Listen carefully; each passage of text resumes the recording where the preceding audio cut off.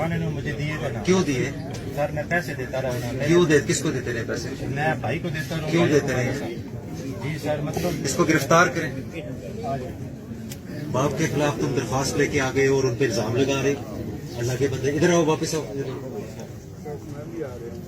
तुम्हें कुछ शर्म है? तुम्हारा वालिद है? एक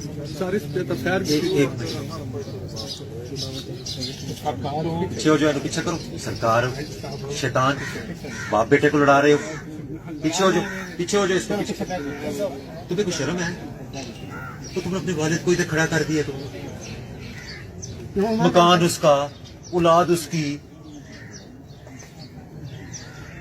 सर 4 बेटे 5 बेटियां। बाकी बेटे किधर हैं?